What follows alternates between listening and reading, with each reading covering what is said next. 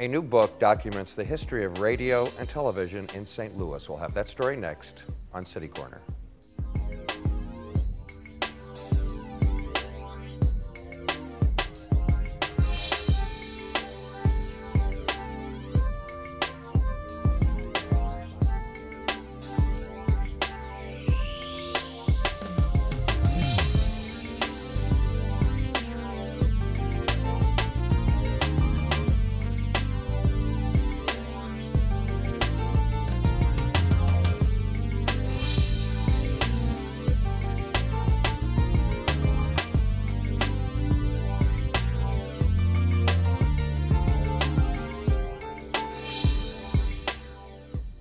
I'm Steve Potter, and welcome to City Corner.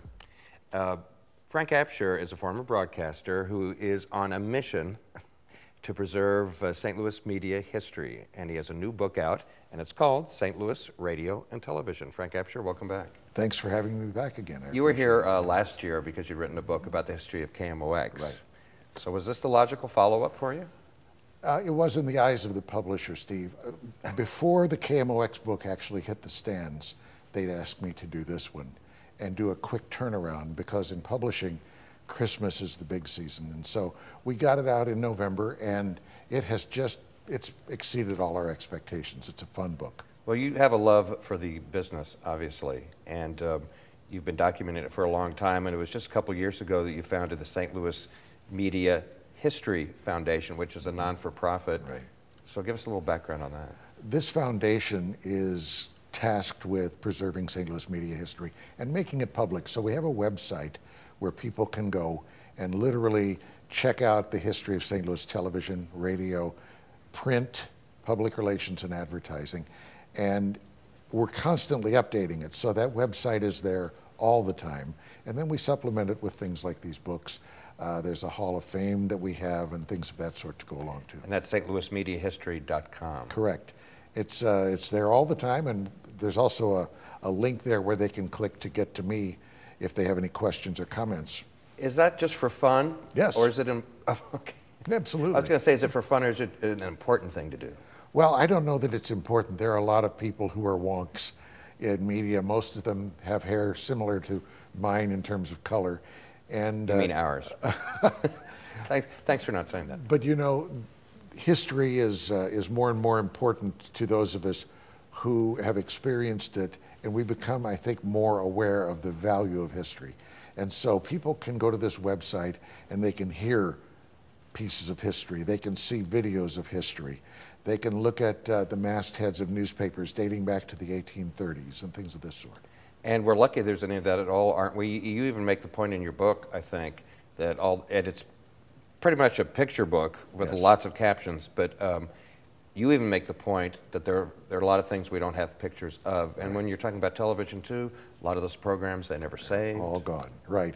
In fact, it's interesting because after the book came out, some pictures were made available through the website. In other words, someone found the book and said, "You don't have any pictures of this, let me send you some." And so that's why we did the website, because that's constantly ongoing. It's a lot of fun. Who's the guy on the cover? His real name is Harry Carabina. He grew up on the Hill in St. Louis, and after getting out of high school, went down to radio station KXOK and said, "I'd like a job in radio." And they said, "No, we're not really interested." He kept bugging them, and finally he said, "I'll work for you for free." And that's when Harry Carey got a job at KXOK. I might say that's a fine tradition that's being carried on to this day. To this day, yes. At that time, KXOK was owned by one of the newspapers in town, the St. Louis Star, and it was located down on 12th Street. The studios were in the building that the Star occupied. Yeah, we talked last time when you were here during your KMOX book about the business and how it's changed or maybe hasn't changed.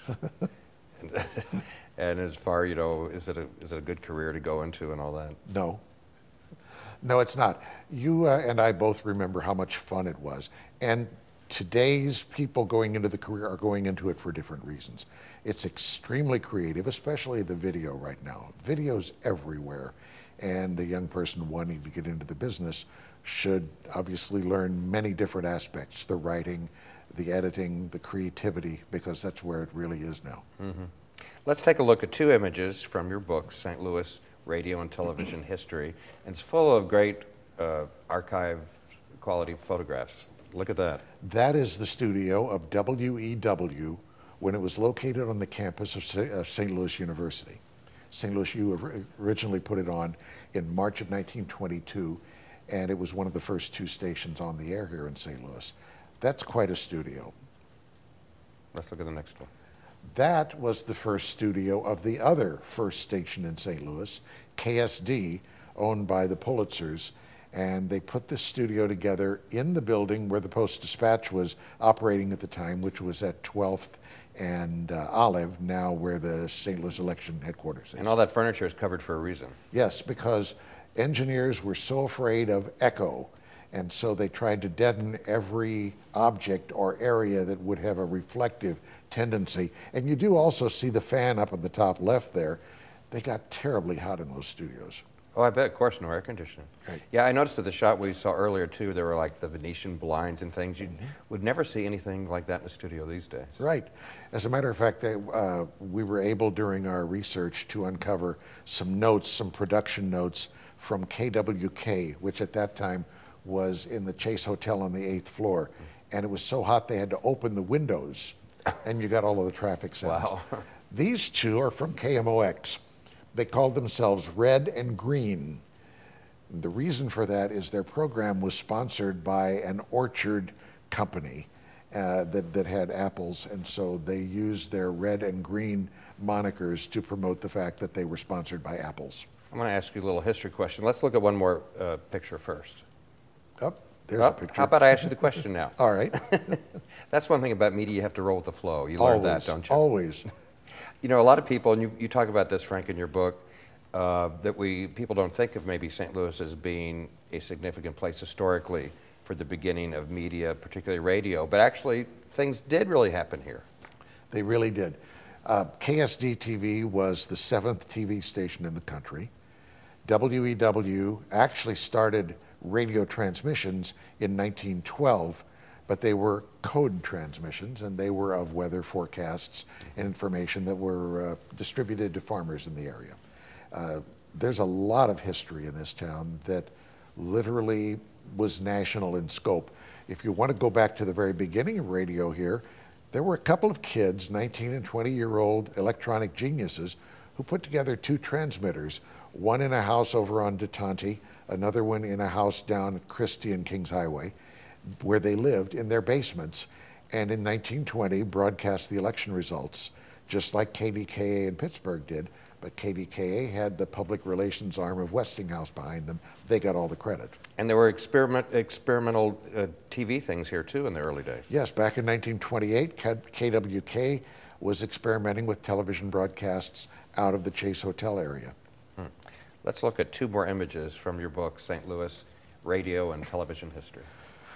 No history would be complete in radio without showing the effect of the hillbillies, and this is just one of many, many groups that appeared on St. Louis radio stations, because back then all the music was live. Right. They didn't use the transcriptions that came into use in great extent later around World War II and thereafter. And it seemed to be all hillbilly music in the beginning, is that right? Well, although KSD had an in-house orchestra, KMOX had an in-house orchestra, but the rest of them were mostly hillbillies. Let's look at one more. There's the television experiment I was talking to you about.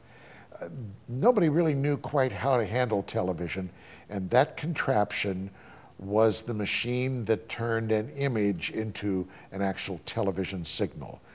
It was later determined that that wasn't the best way to do it, and they went with an image orthicon camera as opposed to the disc, but this was really something to find this had occurred here in St. Louis. Yeah. You talk in the book also about FM. Yes.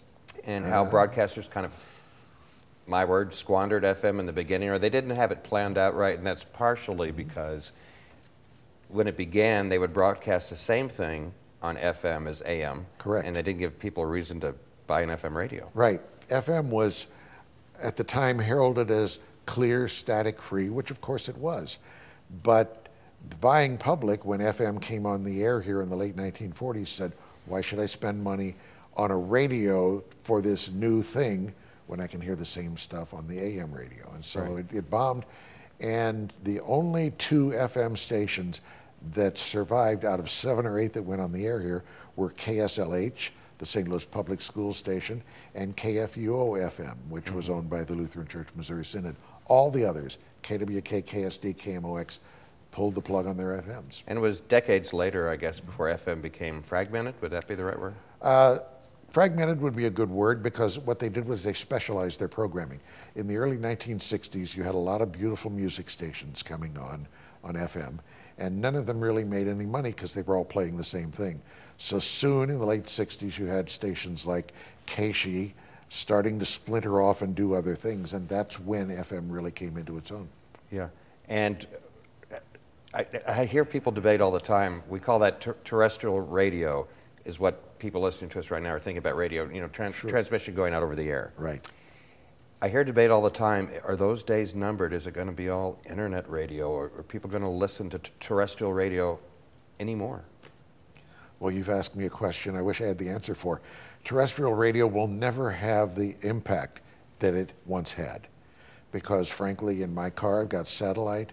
In my home, I've wired it for internet radio, because it gives me what we would call the niche programming that's not available on terrestrial radio.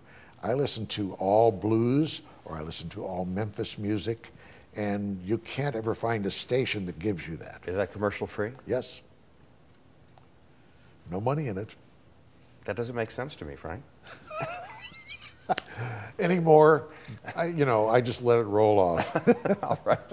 We're talking about Frank Absher's new book, The History, St. Louis Radio and Television History. We're going to take a short break. We'll be right back after this.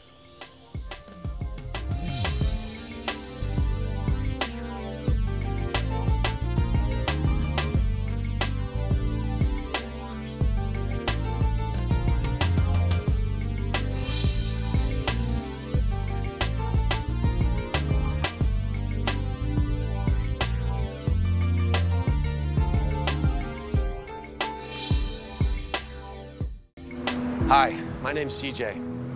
A few years ago, my father became seriously ill. I did what I could do before he passed, but it took its toll. I lost my job, my house.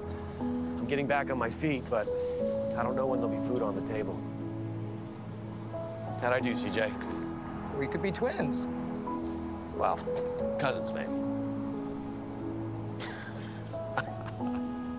Play a role in ending hunger. Visit feedingamerica.org/hunger and find your local food bank. If you drive buzzed, it could cost you around $10,000. You'll face major legal fees, major fines, and steep insurance penalties. You could lose everything. Nothing kills a buzz like getting pulled over for buzz driving, because buzz driving is drunk driving.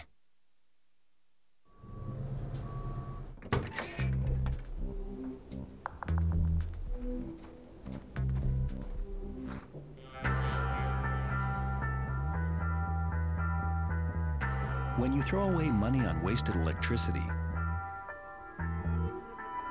you're throwing away everything you could have bought with it.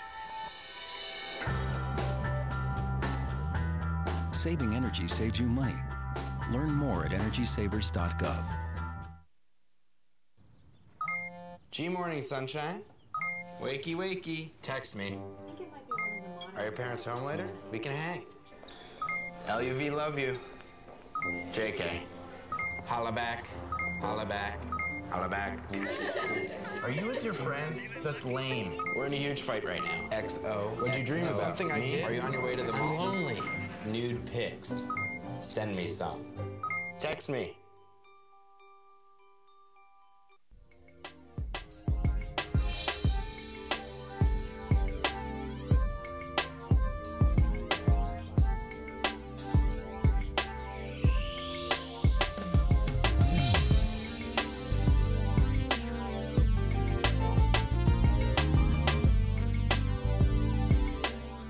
St. Louis Radio and Television, that's the book. Frank Absher, former broadcaster, is the author, and it's a book full of vintage photographs and explanations. And Yeah, but that begs the question, because we were talking about how difficult it is to find these photographs, and some even don't exist of certain things. So how did you collect all these? Wow. Well, I've been doing this for about 25 years, with all of the material that's collected ending up at the St. Louis Public Library in the special collection called Media Archives. So anybody can actually go see them, but they come from people's garages or attics or whatever. Some of them I find on eBay, and the bulk of them are donated from people who just say, I want this preserved, I want to make sure it's kept. And in this journey of documenting things like you have over the years, have you had the chance to meet a lot of former broadcasters that maybe you never would have met? Well, not just broadcasters, because now, of course, I've expanded into print as well and advertising. But to be able to sit down and talk with a broadcaster about what he or she did in St. Louis is really, really a thrill. I recently flew down to Little Rock and interviewed the man who was responsible for developing KXOK in the 1960s. His name is Bud Cannell, and Bud sat there for hours, and we recorded the interview as an oral history, and I got the behind-the-scenes development of KXOK, the big top 40 station here. Mm-hmm. Let's look at some more images from the book, Frank, and you can give us a little background on those. Let's take a look at 3. Oh, well, of course, I mentioned Hillbilly. More hillbillies. This is actually, there's a lot to be said about this picture. They're in the Mart Building studios of KMOX, and this is the doorway to go into the KMOX studios. This was a massive complex that literally broadcast thousands of programs nationwide out of St. Louis. Pappy Cheshire is the leader of the group. He's the man on the far left. These are the studios of KFUO AM, and you can see it's just vintage radio. The man is not putting a stylus on a turntable. He's putting a stylus on a big blank disc, because before World War II, you had to record things on discs. There was no recording tape. That's what he's doing. We have TV Guide now, and you can go on the internet and things like that, but back in the late 40s when KSD-TV came on the air, they were the only station in town, and they would mail this program schedule out to people whom they knew had televisions, and that's how they let people know what was coming on when. You have a chapter in your book, too, about kids' television. Boy. Yes. Children's television in St. Louis was a big deal because as we were growing up, we all had our favorites, whether it was Corky the Clown or Texas Bruce or Cookie and the Captain, and certainly Captain 11, Mr. Patches. They all played a very important role in the development of this television generation. Yeah, absolutely. Did a lot of people make money in radio or television long ago? Let me rephrase that. Have there ever been times that were better than others for the people working in the business? Wow. To say that people didn't make money is probably a good generalization. You would think that somebody who was a star in St. Louis TV like Charlotte Peters would have been quite wealthy. Yeah. But they just had to work so hard in those days that there was not a lot of money coming in. Now, granted, as time progressed, some of the more famous anchor persons made quite a bit of money here. They made money because they made money for the stations. But this has never really been, as a general rule, a medium where a lot of money was made. Don't you find that funny, Frank? I mean, I know that too, having been in it. Yeah. But isn't this a misconception? Most people I know, they think that if you work in radio or TV, you make a lot of money no matter. It's a misconception, but it's what people think. It is, and the people who made money in the business were managers and advertising salespeople, and they made good money. But again, it wasn't without working. Unless you were a salesperson at KMOX, the phone would ring, you made money. So, no, honestly. And you're not joking either. That's right. People like Jack Carney did make a lot of money, and Jack Buck, and Bob Hardy, and Ann Keefe, and Jim White, and Bob Costas, yes. They were well paid. Even the so-called second string at KMOX, of which I was a member, made very good money in those days. But those days are long gone. Right. I usually tell people now that it would be just people still make a lot of money, but just a handful of people, right? That's correct. Like of all the television people, how many really make big bucks? 5, 6? I honestly couldn't tell you that because I don't know. I do know that just because a person is on the air in St. Louis as a reporter in television, that doesn't mean the person is making big bucks. Some people here think I'm overpaid here, but that's just, we won't go into that. I'm only joking. Yes. Let's take a look at some more pictures from the book, from Frank Absher's book, documenting the history of radio and television in St. Louis. I love this. This man produced sound effects in radio. He was an employee of KSD Radio, and they produced dramas such as The Land We Live In, which was also produced at KMOX. And the sound effects were there so that you, as a listener on the other side of the speaker, could create pictures in your mind of what was happening. Doors shutting, or a glass of water being poured, Exactly. or walking down a hall. Rain, things of that sort. It wasn't recorded ahead of time. He had to come up with these contraptions to make the sounds. I think that'd be a fun job. An early picture of the studios of KSD television with Dizzy Dean holding the baseball bat. Off to the right, you will see Frank Absher seated at the desk. Roy Stockton is one of the men behind Dizzy Dean. Obviously, it was a sports show. You can see that they painted up the background to look like Sportsman's Park. This was the way television was in the very early days. There was no videotape. Everything was live. Wow. People don't know much about this station. This was actually the second television station on the air in St. Louis. The building is still in existence. I believe now the clinic is, or the building is occupied by a chiropractic clinic, but WTMV, UHF channel 54, was on Signal Hill, which is on West Main Street in Belleville. The tower is no longer there, the building still is. Talk a little bit about St. Louis, the media market. I guess we're still considered big market, aren't we? Large market. Not like we were, though. No, it used to be major market, but that's determined by the population in the market that's actually covered by the signals. And so as that population has gone down in terms of ranking, other cities, metropolitan areas have gotten larger. St. Louis, I believe, is now number 21 or 22 in the nation. And how do I put this? It seems like a lot of people, and this is good for them, a lot of young people are getting jobs here fresh out of college. Yes, they are. Now, when you were starting out, I would guess that would not be so true, that you would have had to go read the Farm Report in Sykeston or something first. Fulton, actually. It was. Fulton. The only person I know who got a really good job here out of college in those days was Bob Costas. Came here out of Syracuse University and did the play-by-play for the Spirits of St. Louis professional basketball team. Then stayed on at KMOX through the years and left here in '83 to go to NBC. But for the most part, you did have to earn your stripes and learn how to do everything before you could qualify for a job in St. Louis. Right.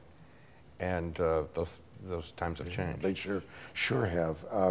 But then a lot of that is due to the fact that those jobs in the trenches, in the small markets, don't exist anymore, especially in radio. Isn't there an argument, I've heard the argument that maybe in small markets is the future of radio, because that's the one place these days where you might find local programming. Well, it's the same thing, though, with newspapers. Same thing with the small TV stations. I have a friend who works not in a small market, but who works at the Alton Telegraph. And you know, that is what newspapers should be, because it still reports the news every day that is of interest to the people who live there. Well, you know, they have a local radio station that was originally Yes. WOKZ. Now, yes, WBGZ. Now WBGZ. And same thing. I worked there for 8 years, a million years ago. Yes. Yeah, the exact same thing. Yes. And Alton is lucky in that way that it's a small community that has a newspaper, and the local radio station does carry some syndicated programs, but mostly in their afternoon and morning drive times, it is all local stuff, and that's kind of rare. It's not only rare, but that's the essence of local media in my eyes.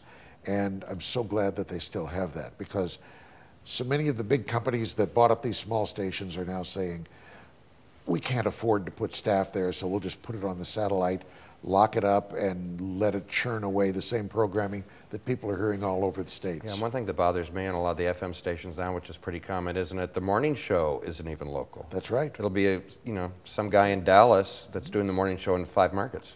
And that's why I produced these 2 books, because I do want people who are in the media now to see the way things used to be.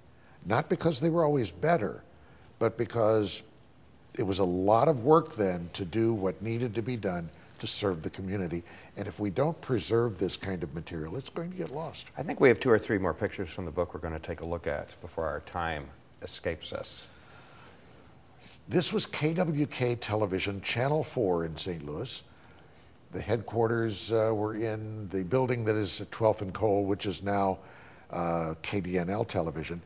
And the Catholic Church put on several programs there. This one was called Guided Missiles, but it wasn't LES, it was MISSALS. And it was just a chance for the church to explain doctrines and religious information, but it was done in a very lighthearted sense. That's all from here, Howard Demir. I knew Howard a little bit years ago, yeah. Howard is, if you talk to him on the phone right now, you still recognize the voice. And you'll see that's the extent of weather the way it was back then. There was no Doppler radar. And I love how they have the advertiser's name just like on a little placard. Of course. Sitting there. And Howard is standing there with a marker and telling you where the temperatures are high and low and shows you with arrows where the weather is going. What a picture. That's right by Forest Park, isn't it? That is. Off in the far left there is the arena, and this tower up ahead of you is the Channel 2 tower, which was destroyed by a tornado, I believe, in 1958. Can you believe Highway 40, 4 lanes with Yes. no divider? Yes, and no traffic. No traffic, right, wow. Well, gee, you've written the book about KMOX, now one on St. Louis radio and television history. What's Time next? to move on. Time to move on. What's I've done next? my books. You know, people have these little goals that they try to accomplish. I wanted to do video production, so I did a documentary. I wanted to do a couple of books. I don't know where I'm going now. It's when you have reached retirement age and life spreads out ahead of you and you realize that nothing's guaranteed in life, you try to seize on the things that you want to do. And that's what I did here. And again, maybe one more plug for the foundation you founded, the St. Louis Media History Foundation, stlouismedia.com. The reason for that, quite frankly, is so that this will continue after I'm gone. I want people to understand that local media history is very important.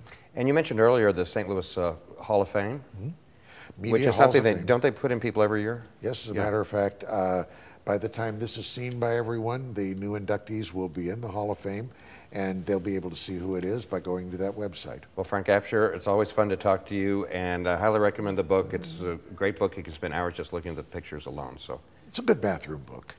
I wasn't going to say that, but well put. Thank you, Frank Absher. I'm Steve Potter. That's all the time we have for this edition of City Corner, and if you got a bathroom, get this book. We'll see you next time. Bye.